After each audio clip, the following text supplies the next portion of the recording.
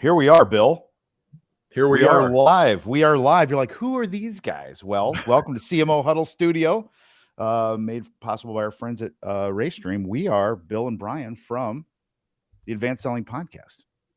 I'm nervous today, Bryan. I'm nervous. I am too. Well, and the question is, are we nervous because we're hosting and taking over someone else's show? Exactly. Are we nervous because there's a bunch of marketing people that are going to tell us how much salespeople suck? But that's the thing. Now, Drew's in a little cool place. So Drew, who you normally see here, is in the Galapagos. And I thought, isn't that where like Charles Darwin went? That's exactly right. That's exactly isn't that right. where he studied all the so I don't know what Drew's doing. I don't know if he's on the beach or if he's studying those birds. There's like special birds that live there, aren't there?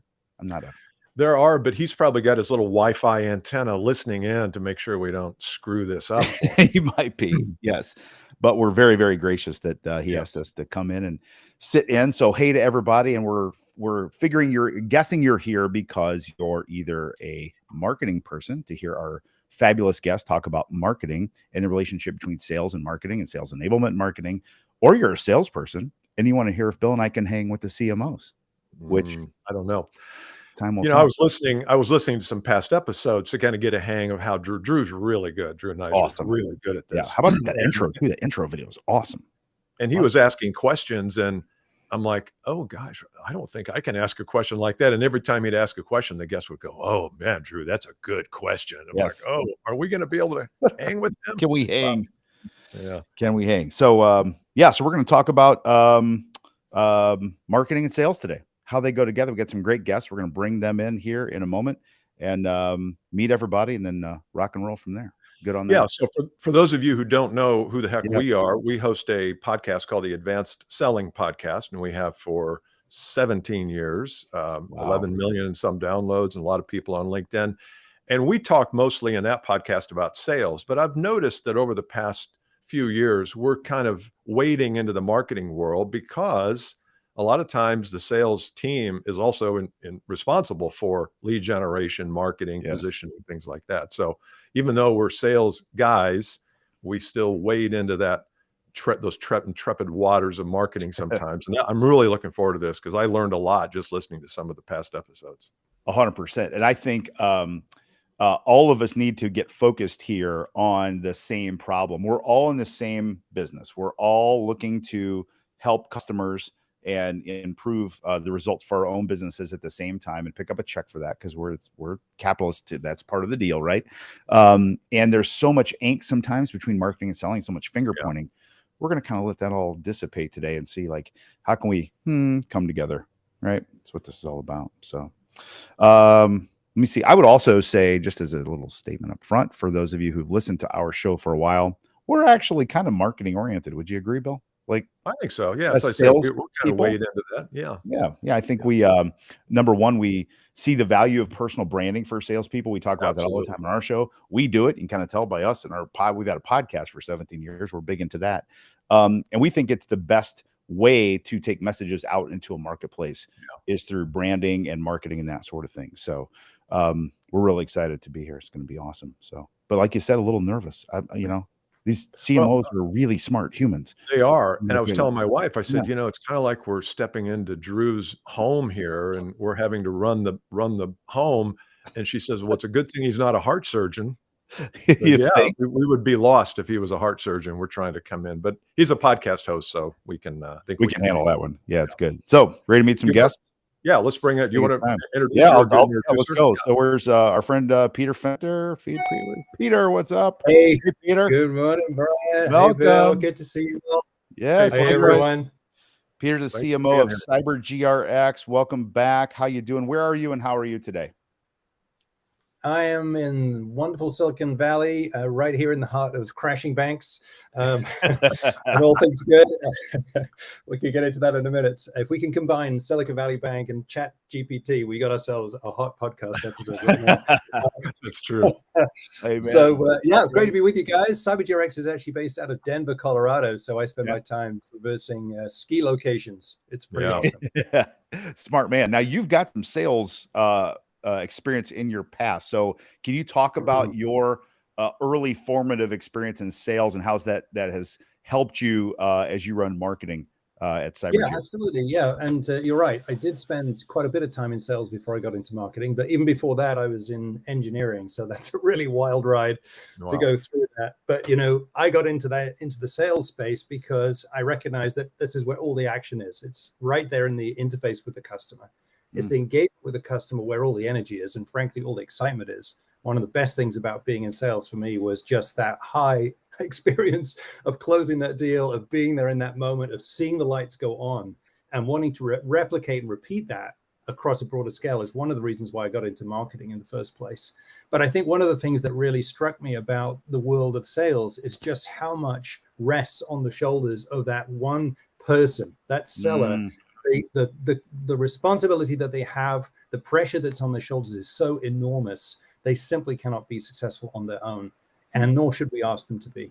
And that was one of the things that I took away, which is how important it is for you to be able to work with the team and to bring the resources to the table. No one can know everything about everything. And to your point earlier, there are a lot of smart people in our organizations. How can we leverage them in the selling experience? And one of those groups of smart people should be your marketing team. So for me as a seller, it was really, how do I get marketing to help me? And frankly, they didn't do all the help that I wanted. And so that one reason why I ended up getting back into marketing or moving into marketing was because I thought to myself, somebody's got to be able to help these guys out. And that turned out to be me. I love you taking the flag. It's great. Go ahead. That's what we find a lot of times when we go into organizations. We typically work with a VP of sales and sales team, but a lot of times the marketing department is less than. They're not really doing the job. So I have a question. How do you ensure in your organization and others you've been in that sales and marketing really do work together? What are a few tips you can leave our listeners with? I think the first thing is really about shared goals and success criteria. Like, how are you measuring your success as a marketing leader? How is we know how the salesperson's success is being measured. They're the most visible, transparent people on the planet from that point of view. But the question really is, how much skin is in the game? Because I think we're all familiar with this concept. One of my former bosses used to describe it as the blazing green scorecard. Marketing would come up to the QBR and they would show their quarterly results and everything looked amazing. They hit all their lead targets. Everything was awesome, but sales missed its number. And that kind of disconnect is the root of all evil as far as sales marketing relationships are concerned. So first thing is you've got skin in the game. The second thing is there clarity around roles and responsibilities? A friend of mine used to say, accidents happen at intersections. The reality is it's where those handoffs are occurring. Where is the baton being passed? If both of you enter the intersection, you're bound to have a collision. If neither of you enter, then there is no communication. There's a gap. It'll fall through the cracks. I think the third thing is mutual accountability to each other.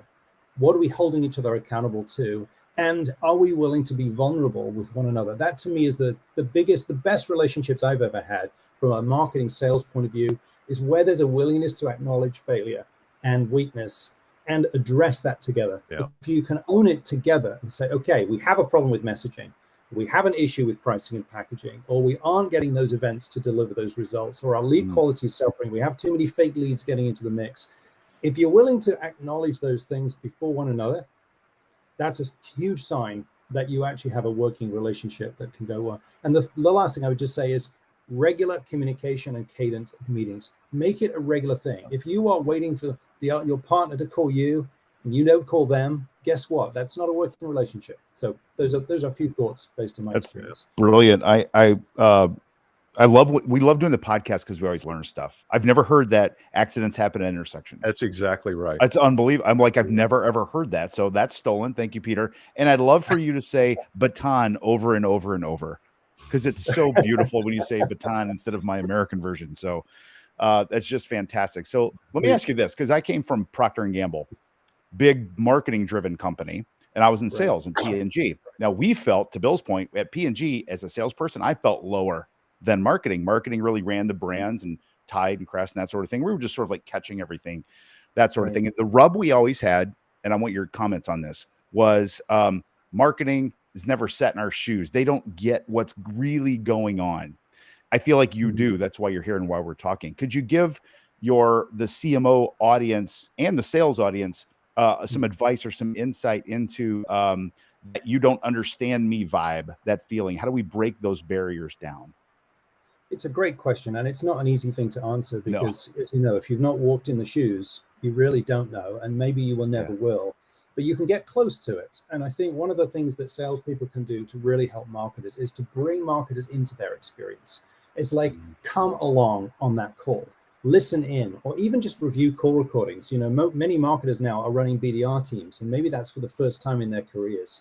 They're starting to understand a little bit more about the sales experience, because that BDR team really does sit at that intersection.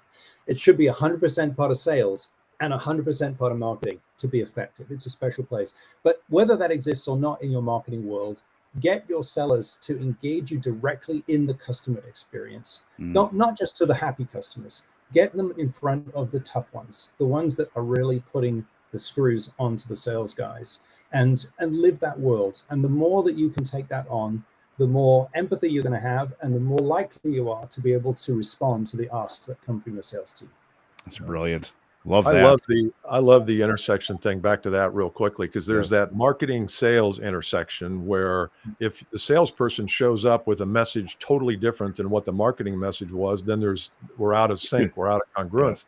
And the other place that happens is with the BDR, the business development person who's making the calls, and then they pass it over to the salesperson, and the customer sometimes is like, well, where did Peter go? I had somewhat of a relationship with Peter, and now I've got Bryan here, and and so I think that's really so critical that people hear that, and then you ask yourself, well, where are the intersections in our business that we're not taking care of and we're not mindful of? Yeah, that's good.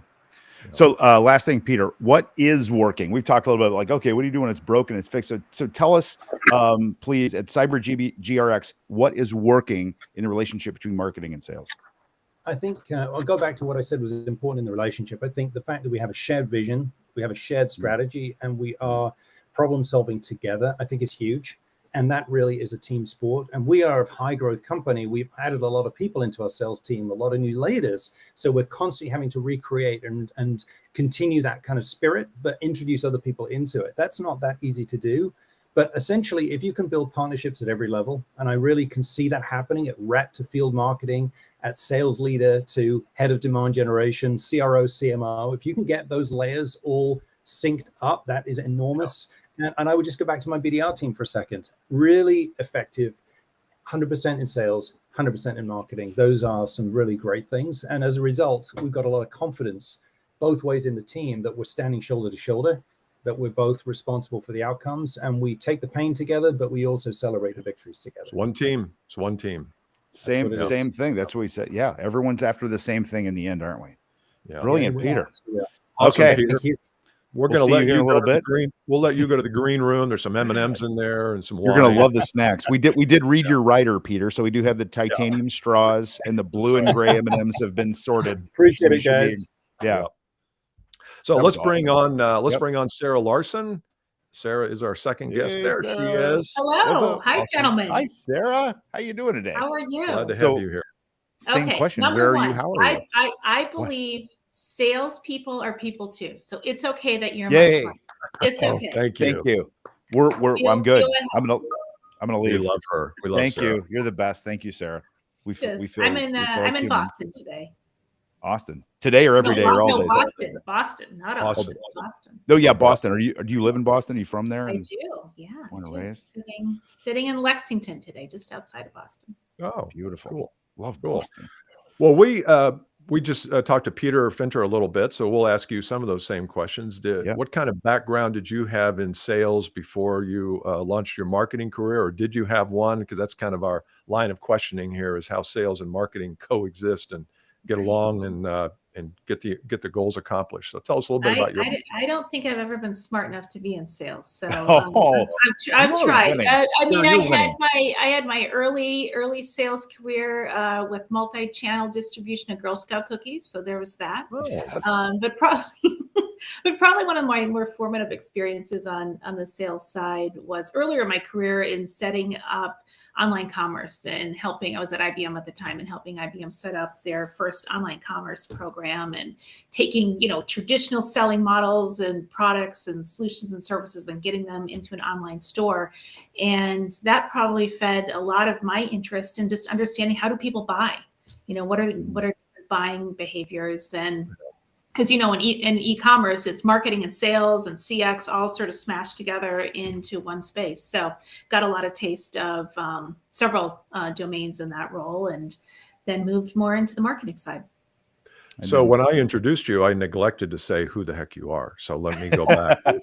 Sara is VP of Marketing at Wolters Kluwer Health, and we won't start all over, but I forgot to say that. So yes, okay. Well, thank you for that. No problem. She's in marketing. She knew, Bill. She knew. So Yeah, we've got to. We branded like we.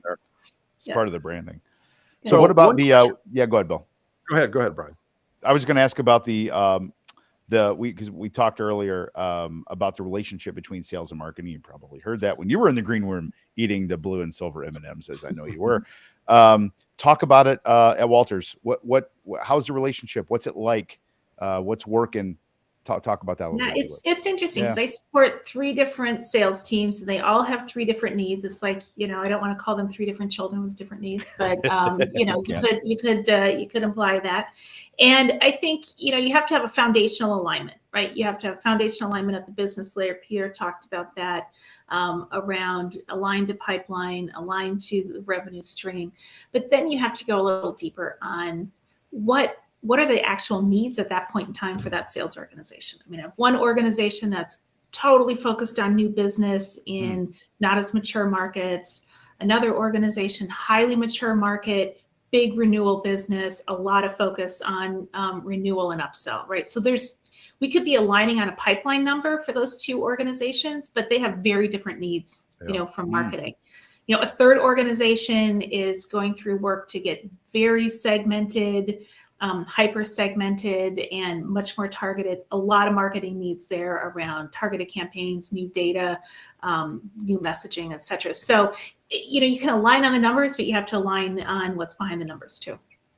That's a lot of stuff. So that's a lot of stuff, Sara. That's a ton. Bryan and I have a common friend here in Indianapolis, and he runs a digital marketing agency. And he says the role, and I'd like to ask you this: the role of marketing is to make it easier to buy and easier to sell, make the product or the service easier.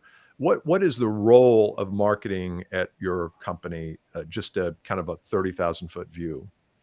Say 30,000-foot view is to, one, there's the business contribution, right? That is just rock solid. We have to contribute to the, pipeline of revenue. But I think how we do that is really through how do we communicate the value of our solutions? How do we communicate that not just in a marketing campaign, but in all of our customer touch points between marketing, sales, and even thinking about our CX touch points and life cycle. And that's probably the number one thing. People don't call me up and say, I need more leads. They call me up and say, how can I communicate with even more value to this particular role that is now on the buying committee? And that role wasn't there 2 years ago, and now I need to communicate to that role. So that's where I spend a lot of my time. That's an evolved sales team, if they're asking you that, because a lot of the teams I think Bill and I interact with are a little more selfish. They're like, Sara, where are our leads? We need more leads. We've got more leads. And I think that's the other thing I think marketers are learning, the relative source of the lead and why a lead is a lead. Marketers have to explain it. I can't just tell you, hey, Bryan, I gave you 10 leads this month. I gave you 10 leads. 3 of them were coming out of finance. We know those people buy this way. 3 of them were coming out of IT. They're junior, but I know that you've got to call them because they're going to be your data gathering right now to do a presentation up to their CIO. And so marketing has that buying committee insight, and they've got to get that to sales faster. It can't just be a toss over the fence of a lead in sales. Yeah. So great, isn't it? You used the word support earlier. I don't know if you knew you said that, Sara. I support 3 sales teams, 3 sales functions. That mentality alone, to me, is extremely encouraging and refreshing. So I've found if marketing thinks they're better than sales, or sales thinks they're better than marketing, like neither of you are going to win. Yeah. Neither of us are going to win. Totally. At the end of the day, an aligned team wins when we get that buying committee together and we close a deal. And it takes a village on that. And I don't know, it's so funny because we spent all this time, you've probably seen all these charts on buyer journeys, and they all look linear. Right. It's like marketing steps here and sales steps here. It's like, it doesn't work that way, right? It's like a layer cake, and it all has to come together at the end. Yeah, I see salespeople's eyes glaze over sometimes when you start talking about the buyer journey, and Yeah. it's one of those terms that's been used and used. And could you define that for us? Not necessarily at your company, but no, because I think everybody needs to understand exactly what is it. I don't mean specifically, but just generally, give us a definition of the buyer journey. So I think the buyer journey is who are the people that are going to be in the influencing and decision phase of your product or solution. And what are those roles, and what information needs do they have? What pain points do they have? And then how are you going to respond on value to those? How are you going to say, look, you know what, I hear, Bill, that it's really hard for you to do X, Y, and Z. And that probably means that you're thinking about a solution like this. Can I tell you what value we provide? We've solved some of those problems in the past. We'd like to figure out how we could solve yours.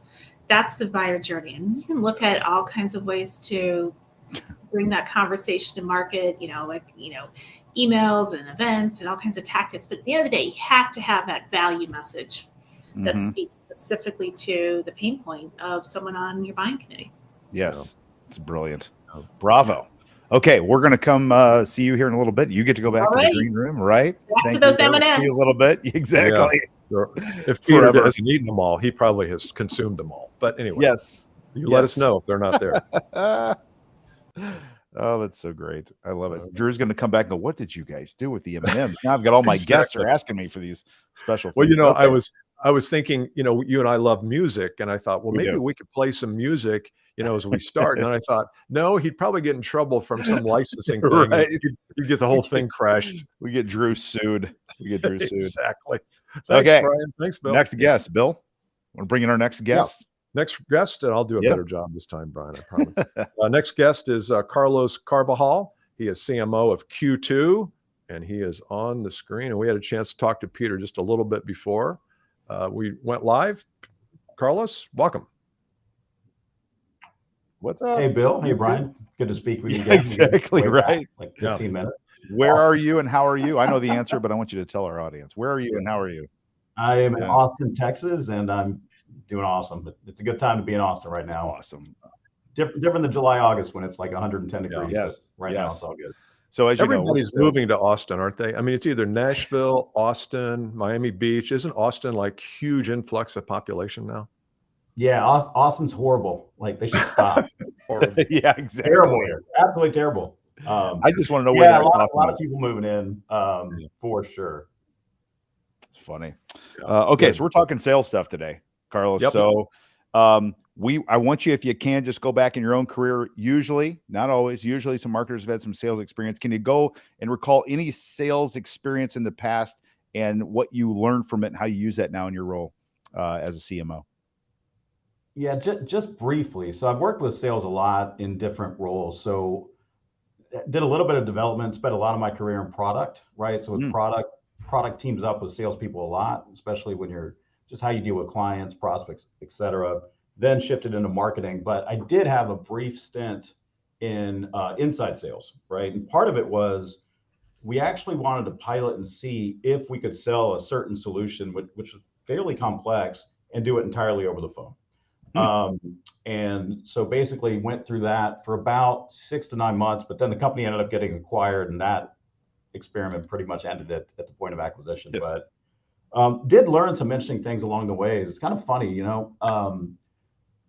lot of times when you come from product and even from other orgs, you're thinking, hey, we have the best product. Why aren't we winning? We should always win. Yeah. Like product, capability, all this kind of stuff. And it's a different mindset. And when you actually are in the role, and I think Peter said it well, there's just so much to the deal and everything that can go on, things that can go wrong. You have everybody.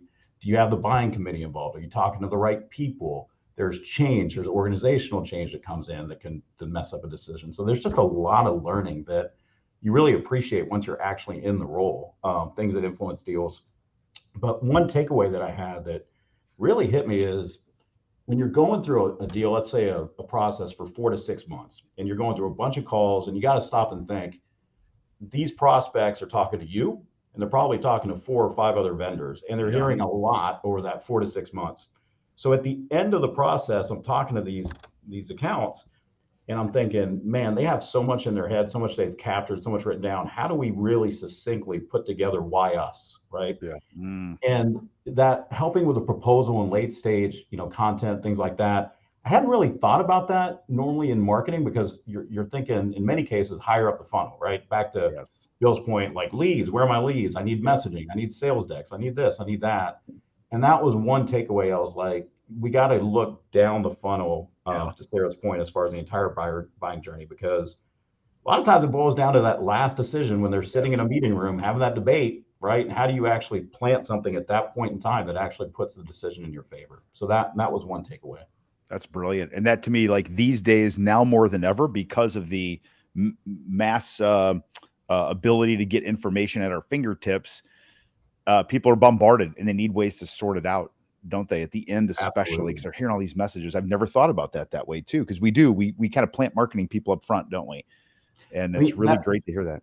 Traditional focus, yeah. And the thing is, what do you want to land right at the most critical point in time is making decisions. Absolutely. Carlos, what's one thing that a sales team, it doesn't necessarily have to be at Q2, but over the years you've been working with sales team, what's one thing salespeople just don't understand about marketing and the function they should play? And that question was not on the script here, so I'm coming out of nowhere. Exactly. Carlos is like, did I misread the prep sheet? Hey, Bill, the audio went out. No, I'm just exactly. I can't hear you. All good. So basically, one thing that salespeople don't understand, and then what was the second part of that? I just missed the second part. What is one thing that salespeople don't understand about the role that marketing plays, and how it can help them? Because marketing is there to help support, as Sara said. What's one thing that maybe it's a misconception that salespeople have about marketing? Yeah, I mean, I'll give kind of the easy answer, and then I'll dive deeper into maybe a few other areas. But the easy answer, because it goes beyond sales, quite frankly, is it's the classic brand awareness, right? The PR and the relationships with your analyst community and the relationships with other folks, right? Which takes investment, right? And those are decisions that you have to make. How much investment do we make in PR? How much investment do we make in awareness? How much do we? Because if you ask them, it's like, put it all in lead gen, hire more inside sales reps, right? Yeah. So sometimes those are underappreciated. And there's a science behind that where you can directly correlate what your demand gen conversion rates look like based on your brand strength, the awareness. Do they know you exist? Do they know what you stand for? All those kind of things influence demand. And that, I don't expect them to really appreciate that level of detail. But there is a balance there that you have to strike. Yeah. I love the idea of the science behind it too. I think that is, as a sales, person in my core DNA, we're so like, just like, I need this. We don't think through the depth of things.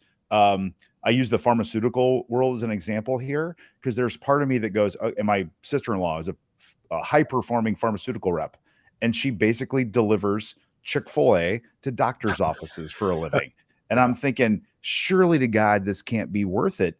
And when I talk to my friends at like Eli Lilly or Merck in the marketing side, they're like, there is so much science behind the results that we get from delivering food to nurses. It works. When we don't, the scripts go down.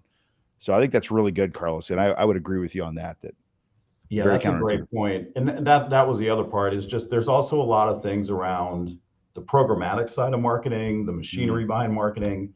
I don't expect, like, salespeople got to sell. They're busy. So I don't really expect them to understand all that. But it is important as far as to how you optimize results, how you scale the organization, and all those types of things, right? Yeah. I've got another question that's off script here. What's the meaning of life? It's the last time we're ever taking over marketing podcast. These marketing people are also much more like prescriptive than salespeople are sometimes. And they're thoughtful, and we're just like all over the board. So we'll get back to it.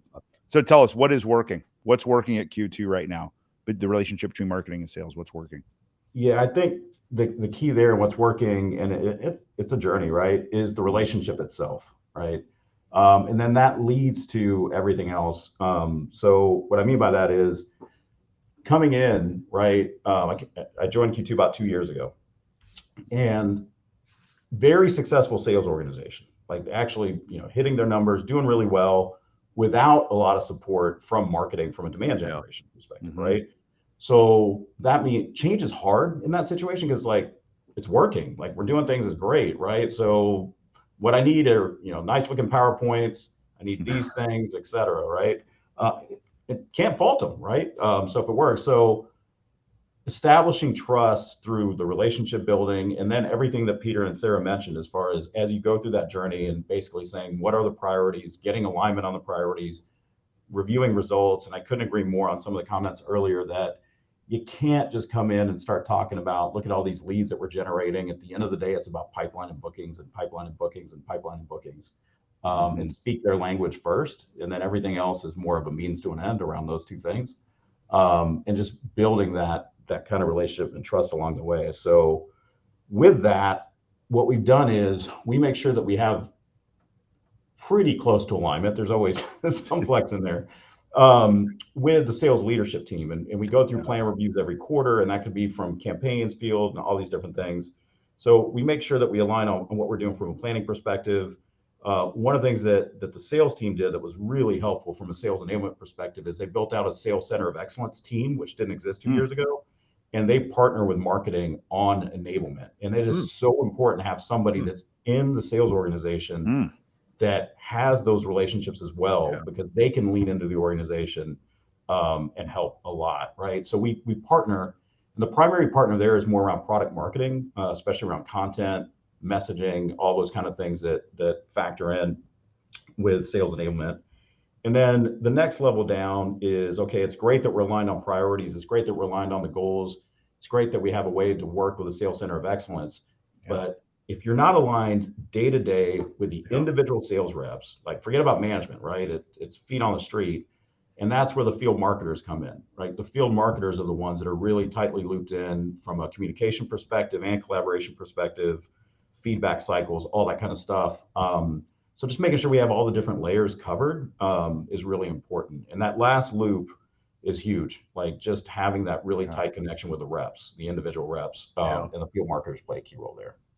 I've never heard of an idea like sales center of excellence and working directly with enablement. So what we tend to do, Bill and I do, is we tend to steal ideas from other people and go share them and get paid for them, Carlos. But we always give credit. So thank you for that one. Everybody, we're exactly okay.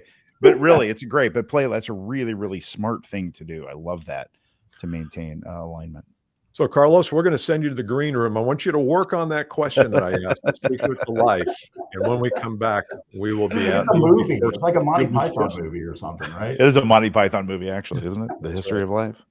So we're going to take a break. And thanks, Carlos. We'll see you here in just a few minutes. And we're supposed to talk about the Advanced Selling Podcast right now for a GIF. Bryan, what do you think of the Advanced Selling Podcast? Let's do it. So, so those of you who don't know, so this would be for all of our marketers listening, all of our salespeople. So Bill and I have been hosting the Advanced Selling Podcast, as Bill said earlier, for 17 years. We were one of the very, very first sales and business podcasts that ever existed. And we are the longest running for sure. Download wise, we're pretty up there too. And people say, how'd you do so well? I said, we just outlasted everybody. We just consistently kept producing the podcast every week. And it's essentially a 15 to 20 minute show with a very moderate amount of humor at the beginning. And then typically a very, very tactical or reasonably tactical sales bit of advice working on a real-time problem. We have nearly 900 episodes, I think, Bill, something like it's over that, but 1,000 something. It's a big library. We have an app, so you can go to the Advanced Selling Podcast, go to the App Store, get the app. So if you're listening, you're a marketer, I would forward that app to all your sales teams. Say, hey, listen to these guys. These guys are okay, and they're marketing friendly. And then we got a program. You want to talk about Insider a little bit, Bill? Yeah, Insider is a special group of people who come together once a month for an hour and 15 minutes, and I work with them. We do coaching on certain parts of the sales process, personal branding, the right questions to ask, how do you master the first call. Everything is sales oriented, primarily for business to business, or high-end business to consumer. So that's an insight. That's the Insider. You can find out more about that at advancedsellingpodcast.com/insider. There's a QR code, I think, that Melissa has up there. So thank you for that. So it's a highly engaged community. I mean, both our LinkedIn community, where we have about 11,000 people, and also the Insider program, and our listeners are great. And so hopefully some of them are on now. Speaking of highly engaged communities, we're going to bring in the show's producer, Melissa. Hey, Melissa. Tell us about CMO Huddles. Hello. All right. We're going to turn your cameras off. You guys can go have your M&Ms. And let's bring Sara, Carlos, and Peter back in, 3 of our huddlers. And I'm going to do a little CMO Huddles plug since Drew's not here. So here we go. Launched in 2020, CMO Huddles is an exclusive community of over 100 highly effective B2B CMOs who share, care, and dare each other to greatness. One CMO described Huddles as a cross between an executive workshop and a therapy session. And given how hard things are getting out there, who doesn't need a little reassurance that they're not alone? Everything about CMO Huddles is designed to be a force multiplier, helping you to make faster, better, and more informed decisions. Since no CMO can outwork this crazy job, CMO Huddles is here to help you outsmart it. If you're a CMO who can share, care, and dare with the best of them, check out cmohuddles.com. And since we have 3 huddlers here, we wanted to ask you if you're on the therapy side or the executive workshop side. And if you want to skip that question, we'll go straight into if you guys have any examples of how CMO Huddles has helped you. Oh, definitely on the therapy side. I would say, and I'll specifically call out a time when I was between jobs, and CMO Huddles offered a transition huddle. That was really helpful. And what not only was it helpful to me, but actually I was able to help a couple of other people in that. There's nothing quite like being in it together when you're going through tough times. And I would say that's really where CMO Huddles has shown up for me. And when I'm back in employment, being alongside of folks going through the same pains that I am, huge, great ideas and great support. Great. Thanks, Peter. Yeah, definitely therapy side for me as well. There's real high trust factor amongst the group, a lot of sharing and low ego. So if you can find high trust factor, low ego, you can get a lot done. So I enjoy the group, and Drew does a great job. Yeah, it's been fantastic. Joining the meetings, I think we're all facing very similar challenges at different points in time, sometimes common challenges at the same point in time. And one example of that was around the Great Resignation and a lot of the challenge around hiring and just crazy salaries and all these other things. And I actually was able to use like some of the data points from the email summaries and things that were coming out with my HR team to justify some of the things that we needed to get done from a talent acquisition point of view, which was super helpful. So that was one. And then one other thing, and I cannot remember the name of the person that shared it. I'm drawing a blank right now, so I apologize. But there was a quote that somebody used in one of the meetings around, I want the experience for my team to be the best experience they ever have. I want this to be the best marketing team that you're ever part of, and you felt like that was a great experience. And I actually just use that with my team. And we have a program called Be the Best Marketing Team, which is more about the people, right? And how we take care of the people. And that was a direct idea from CMO Huddles that came out. We've been using that now for over 18 months. And it's been a huge help, actually. Oh, that's amazing. That's great. All right. Well, thank you all. I'm going to hand the floor back over to Bryan and Bill, and you guys can get back to sales enablement. Welcome back. All right. Hey, team. Everybody's all full, sugared up, right? Gotcha. That is funny how that occurs, isn't it? Okay, so before we get into the questions, we're going to ask the 3 of you as a panel. We did get one question, and Sara, this is kind of a test. I'm just going to warn you. From a listener, someone that's watching, that just wanted to know what specifically do you sell? What does your company do? What do I sell? Oh, good question. So Wolters Kluwer, they're a 180-year-old publishing company that has made the pivot into information services and applications. And so we sell expert solutions to help professionals in a variety of fields. So I'm in the health division. And so we help clinicians, providers, payers, PBMs, nursing, really anything in the health space with information and applications to help them do their jobs. We also support tax and accounting, GRC, legal, and we have a new ESG division that we just launched. So expert solutions. Love it. Been around a minute. So, balanced time here. We're a balanced show. Everyone, gets to say their piece. So same question to the 2 of you. Peter, do you want to go next? What exactly do you all do? Yeah, CyberGRX actually is the world's leading provider of cybersecurity risk information. So we operate an exchange. It's a 2-sided exchange. We have over 13,000 members who are sharing risk information to help improve supply chain integrity and reduce overall risk to ecosystems. Cybersecurity professionals used to worry all about what their employees were going to do to them. They still worry about that, but now they worry more about their third parties, because 2/3 of all of their breaches come through a business partner who has access to their information and networks. We exist to help everyone do a better job of solving that problem. Brilliant. And Carlos, same question. So Q2 is the leader in digital banking solutions. So you can think about anything that a consumer, an SMB client, or even a corporation would need to do with a bank, that's all gone digital. So basically what we do is we provide the software that powers all of that for them. Fantastic. Coolest part about I think, is our business. What Bill and I do is we get to learn all these businesses. You're like, there's even it's just fascinating different ways that people can make a living these days. So, okay, let's get back to it.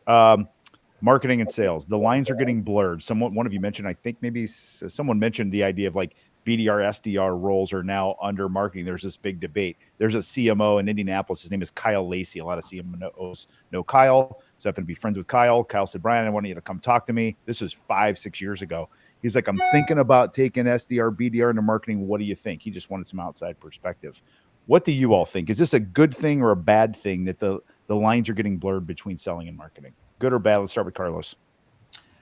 I don't think it's a bad thing at all. I think that at the end of the day, one advantage of putting the BDRs with marketing is having just complete accountability of lead generation, demand generation. That can help with that. But I'll also say, I don't think it should matter at the end of the day, right? If you have that relationship, you have shared goals, you understand what you're trying to achieve, it should work in either model, right? Is my take. But if it comes into marketing, then there is clear accountability on the demand gen side. Yeah. Sara? Thanks, Carlos. Right. So I think it's a great question, but I would pose it more to what does the customer care about, right? They care about that everyone in their touch points has a consistent message, that they know how to get value from the people they're talking to. If your organization tends to be highly sales intensive, BDRs probably make sense to be in the sales organization. If you tend to be very inbound driven and need to spend a lot of time up front, qualifying and really helping to understand and educate the customer, BDRs probably make sense in marketing. So I think it really depends on what you're selling, where the customer journey is at, and what makes the most sense for the customer interactions. Bravo. Peter, what about you? I think, I would, just to broaden it back out to the lines between sales and marketing blurring, I think it's not a good thing if there's a lack of clarity. If you're not clear who's on first, then you're likely to drop the ball, and that's not great. On the other hand, it is a good thing if you can team effectively, and that teamwork needs to start from who is on your team. I think often we think about our teams as our functional silos, but something that's really helped me is to think about my peer group as my first team and my functional team as my second team. Now, my own team members might not feel so good about that, but actually it works. It works amazingly well. When mom and dad have a good relationship, the kids feel right. And actually we can make a difference there. So I actually really appreciate the fact that we can look at situations, identify what those issues are, and then decide who's the right person to take it forwards from there.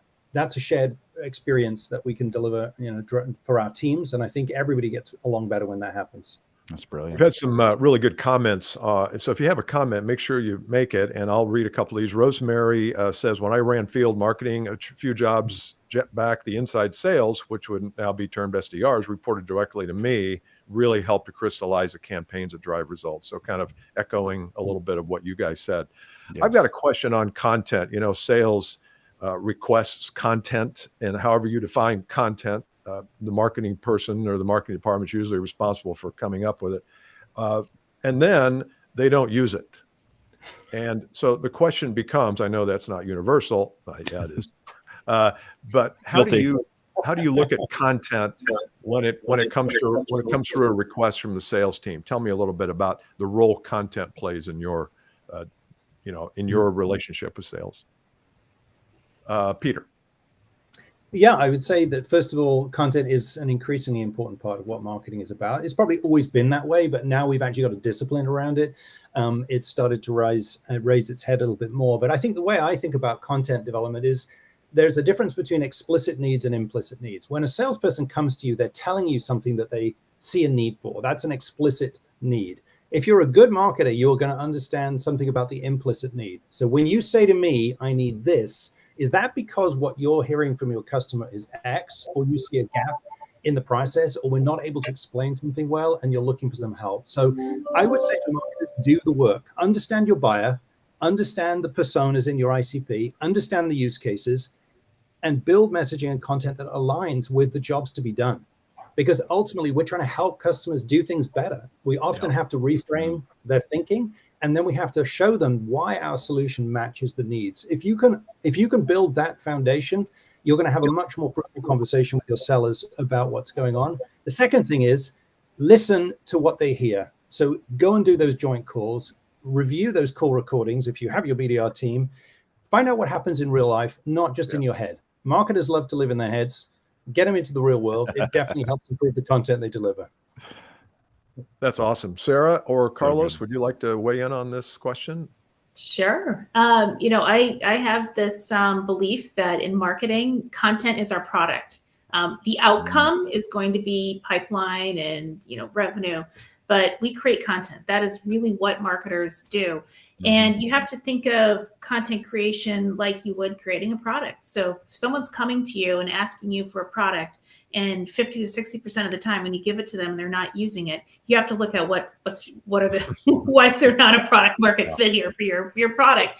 And so as marketers, we have to apply the discipline that we have in product marketing to really get underneath what's the question behind the question of why does sales need this content? What's it looking to address? And then measure. You got to measure the effectiveness of your products. So I apply that product marketing discipline to thinking about content. Yeah. Carlos, got anything on this? Yeah, those are great points from Peter and Sara. I'll just add a couple of things. And it's funny, Bill, when you ask the question, this is a hard challenge at every company I've ever been at, right? When they say, how do you actually get people to use the content, et cetera, right? So back to that sales center of excellence, the SUE has helped with that a lot because we make sure we get them involved in the process when we align with the sales team as far as what are we going to deliver. Because part of it is writing the content, aligning with a buyer, aligning with the needs, getting all the subject matter experts involved. But you need to have an enablement plan. Like once you build the content, what are we doing to actually to roll it out? Do we have formal plans around that? And then how do we know any of it's sticking? Like, are we actually going to train on some of the knowledge capture and things like that? So just making sure that you kind of go beyond producing the content and think about the full enablement plan behind it. And if you can't get alignment on that, it's not really going to work. That's really good. And I'm not gonna admit in a public forum like this that I may have destroyed 4,000 pounds of marketing collateral when I left Procter & Gamble. That these marketing people, with much smarter than I, spent years and years compiling. I'm not going to admit that I did that, but I'm guilty. Okay. Let's stay on the topic of sales enablement. So let's talk about what makes a successful sales enablement program that plays well with marketing. What are some good things, and how do you prioritize the sales enablement function and their priorities and their initiatives with your own? And I know, Carlos, you already gave us a little color on the thing that you did, which is really good. So I'm going to start with Sara. What are some good sales enablement tips or ways to work well on the sales enablement marketing front, Sara? Yeah, well, I think there's probably two things. One, I think marketing plays a key role in driving that red thread of messaging into and through sales enablement. You have to bring that into whatever methodology your sales team is using, but stay consistent with the message for your customers. Think about who's on the buying committee, who's the influencer, what are their care abouts, what's their pain. And then the second that I've learned painfully as I've gotten more deeply involved in value enablement is if there's no pain, there's no change. So you really need to understand where are the sales teams having pain today. That's where to target your sales enablement. And it might be different team by team. There's no one size fits all. So really zero in on the pain of where your sales teams are struggling. And that's where you should spend time on sales enablement.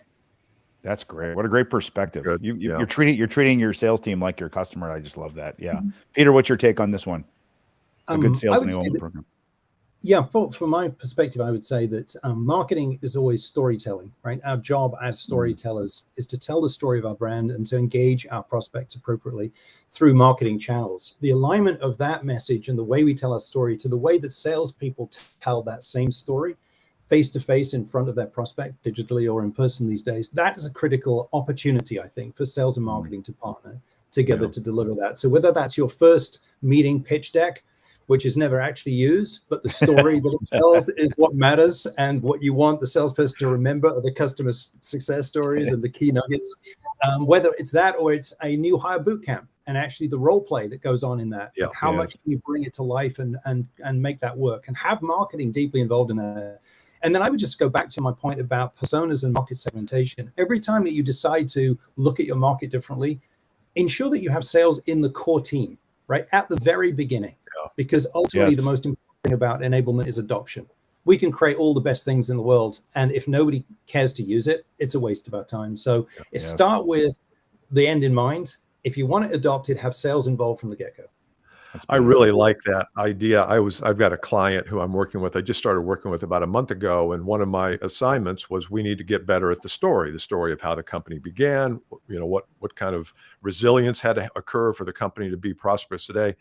And I asked each of the people, there was 11 people on the call, tell me about the story of this company. Tell me about how it started. And the president of the company was on the phone, on the call too. And there was stone silence from these 10 people. Stone silence. And the president spoke up and said, I am appalled.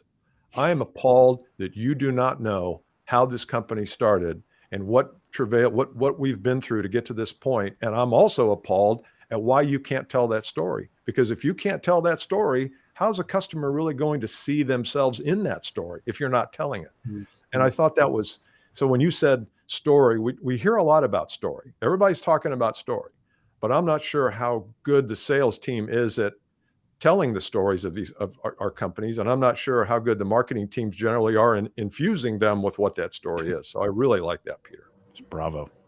So let's go to we'll go like a kind of a speed round here because in the end, someone mentioned this earlier, that this is all about the outcome in the end, because we're all in business and we know the environment we're in, especially on the technology side of the world these days. Let's just talk KPI and measurement. So how do we measure impact, marketing efforts on sales enablement and overall revenue? How do you measure impact? Give us a KPI or a two or three word phrase there, Peter. I would say quality pipeline is the single most important factor for me. Ultimately, our job is equipping sellers to be able to identify and create real opportunities that they can close. That's it. I love it. Carlos. Pipeline. Love it. 3 pipelines. Pipeline cubed. Sara. I'm going to say win rates and faster deal cycles. Love it. You're speaking to salespeople when you say those, all 3 of you. Like, I'm a salesperson. I'm like, yes. Thank you. It tells me, I'm a little soft here. You get me. Thank you. Yeah. So we've got about 3 minutes left here, and we really appreciate Peter, Sara, and Carlos joining us today. And thanks for Drew and the team at Renegade and for asking us to be on. I want to finish with just some words of wisdom based on the future of sales enablement. You can go sales enablement, you can go marketing sales, but what is a trend from your standpoint that is happening that we need to be paying attention to in this whole conversation? So I will start with, well, actually, I'll let you guys decide who wants to begin.